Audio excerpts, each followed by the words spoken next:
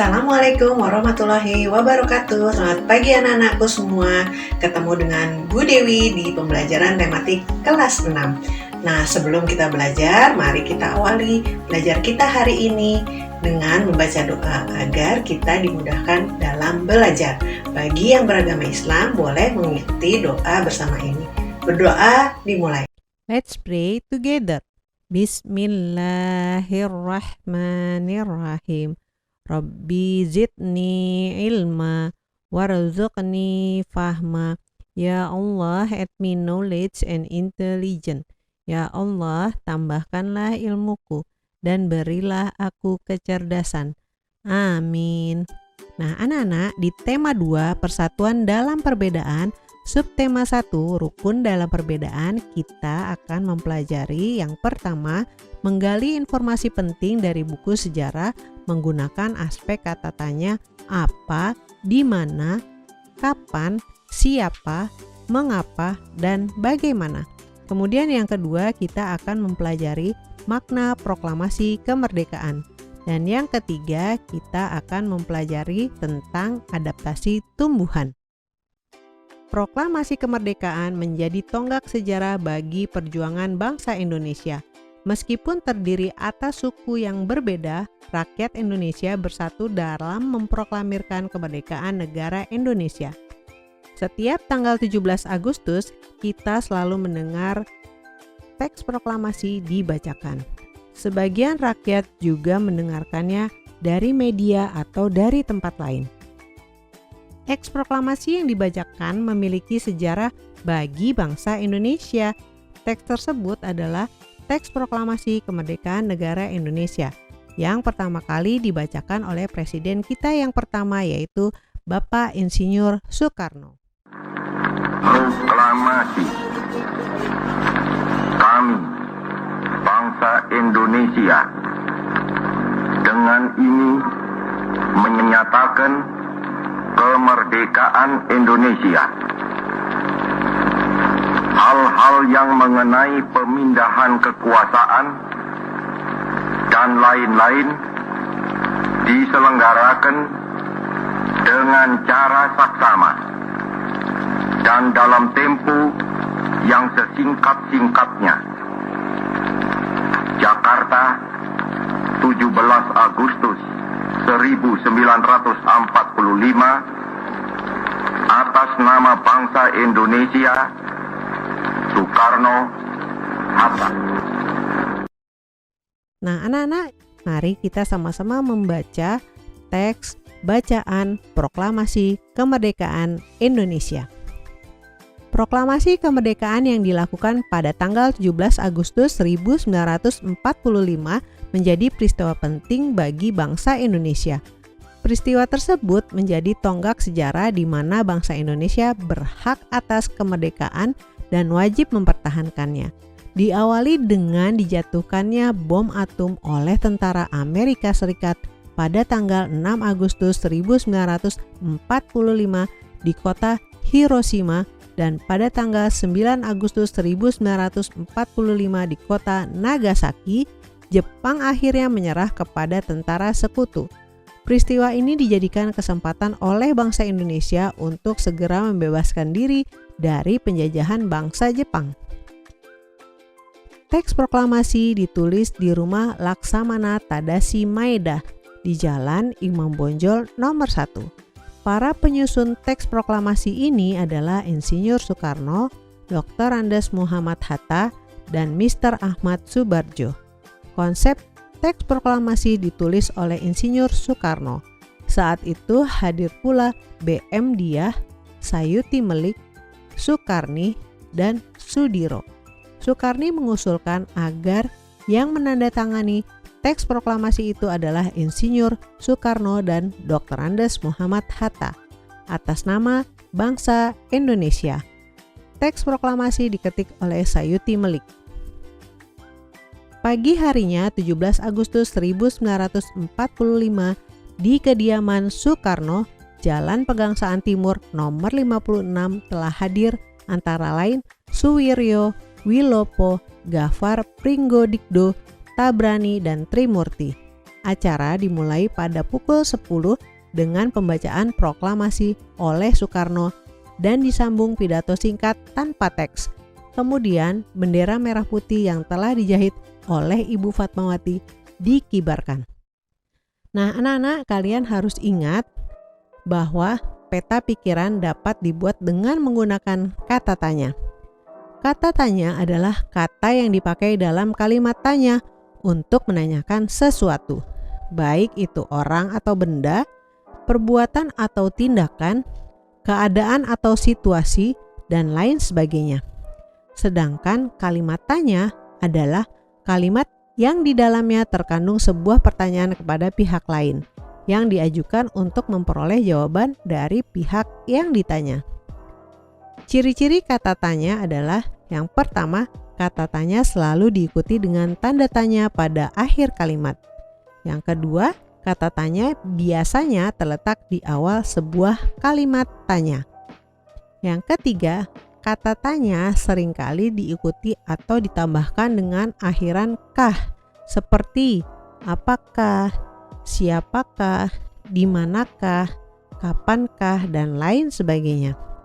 Nah, kata tanya itu ada banyak macamnya, yaitu kata tanya apa, kata tanya untuk menanyakan suatu hal atau peristiwa yang terjadi. Siapa, kata tanya untuk menanyakan seseorang atau pelaku yang terlibat dalam suatu peristiwa. Kapan, kata tanya untuk menanyakan waktu terjadinya suatu peristiwa. Di mana, kata tanya untuk menanyakan tempat terjadinya suatu peristiwa. Mengapa, kata tanya untuk menanyakan penyebab terjadinya sesuatu peristiwa. Kemudian, kata tanya bagaimana, kata tanya untuk menanyakan cara atau proses terjadinya suatu peristiwa. Nah, anak-anak, dari penjelasan tadi, di tugas pertama berdasarkan teks bacaan Proklamasi Kemerdekaan Indonesia, yuk kita membuat kalimat tanya dengan menggunakan kata tanya dalam bentuk peta pikiran berikut. Nah, Ibu akan memberikan contoh. Proklamasi kemerdekaan, kita memberikan pertanyaan apa? Maka akan terjadi kata atau kalimat tanya, apa yang menjadi peristiwa penting bagi bangsa Indonesia? Jawabnya apa, anak-anak? Ya, jawabnya adalah proklamasi atau Proklamasi Kemerdekaan Indonesia. Anak-anak, kalian nanti bisa mencoba kata tanya mengapa, kemudian kata tanya siapa, kata tanya di mana, kata tanya kapan, dan kata tanya bagaimana. Berdasarkan teks bacaan Proklamasi Kemerdekaan Indonesia tadi. Selamat mencoba. Proklamasi kemerdekaan mempunyai makna bagi bangsa Indonesia. Di antaranya adalah menandai lahirnya bangsa Indonesia sebagai bangsa yang merdeka. Teks proklamasi merupakan tonggak sejarah negara Indonesia, merupakan awal dari masa kemerdekaan Indonesia yang terbebas dari belenggu penjajah. Proklamasi kemerdekaan juga mempunyai makna puncak perjuangan bangsa Indonesia meraih kemerdekaan. Bangsa Indonesia telah dijajah selama bertahun-tahun oleh negara-negara Eropa sampai Jepang. Penduduk dengan latar belakang yang berbeda bersatu untuk melawan penjajah. Proklamasi kemerdekaan merupakan hasil dari perjuangan para pahlawan kita. Nah, proklamasi kemerdekaan juga merupakan pengakuan dari dunia luar. Dengan membacakan teks proklamasi, Indonesia mengumumkan kepada dunia luar bahwa Indonesia adalah negara yang merdeka. Pengakuan ini atau de facto diikuti oleh pengakuan dari negara lain atau de jure.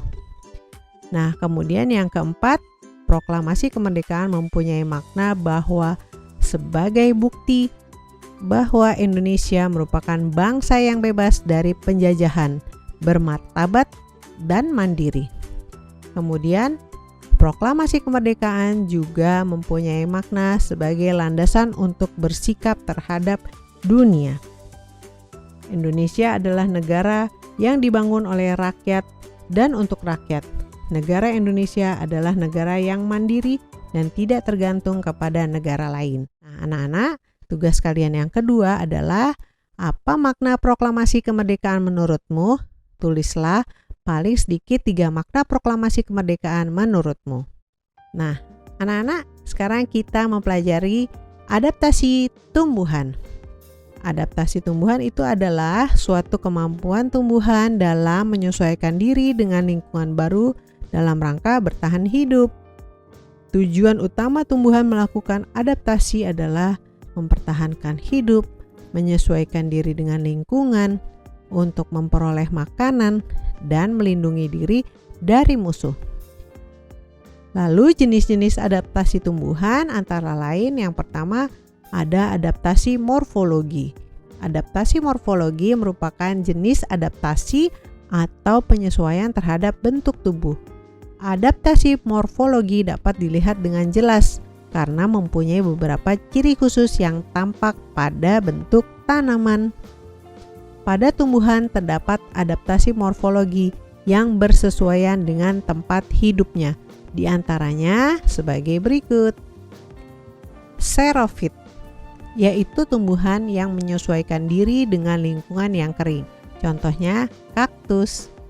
Cara adaptasi xerophyte antara lain mempunyai daun berukuran kecil atau bahkan tidak berdaun, mengalami modifikasi menjadi duri.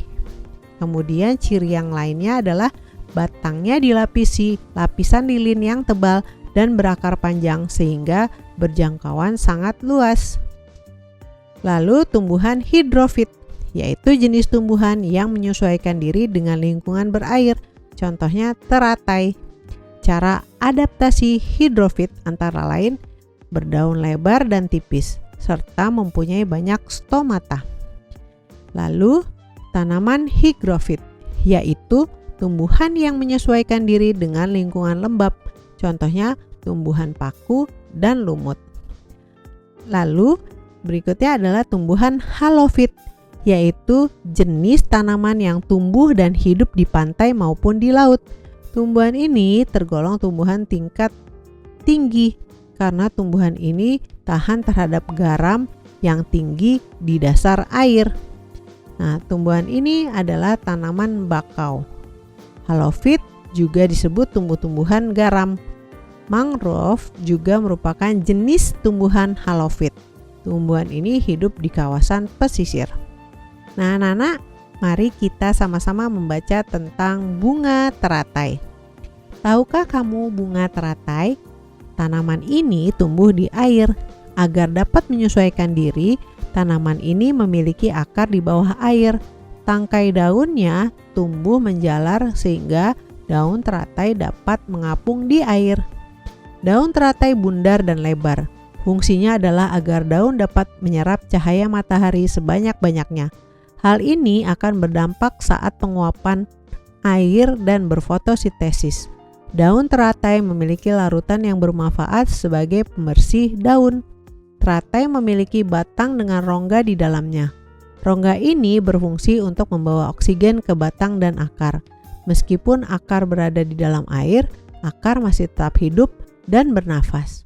Nah, anak-anak, di tugas yang ketiga, yuk kita cari tahu lebih dalam lagi tentang adaptasi tumbuhan teratai atau boleh juga tumbuhan lain yang ada di sekitarmu. Kalian boleh mencari informasi melalui internet atau sumber-sumber lainnya. Tulislah laporanmu menggunakan peta pikiran. Nah, kalian, Ibu akan memberikan contoh ya dengan menggunakan kata tanya apa. Apa manfaat bunga teratai? Manfaat bunga teratai selain bisa untuk kesehatan juga karena daun teratai memiliki larutan yang bermanfaat sebagai pembersih daun. Kemudian dengan kata tanya mengapa? Mengapa bunga teratai berdaun bundar dan lebar? Bunga teratai berdaun bundar dan lebar karena fungsinya adalah agar daun dapat menyerap cahaya matahari sebanyak-banyaknya. Nah, untuk kata tanya berikutnya, kata tanya siapa, di mana, kapan, dan bagaimana, kalian bisa mencobanya ya. Nah, selamat mencoba, kalian pasti bisa. Alhamdulillah selesai juga pembelajaran kita hari ini. Pesan ibu tetap semangat dan selalu jaga protokol kesehatan. Terima kasih, semoga bermanfaat. Assalamualaikum warahmatullahi wabarakatuh.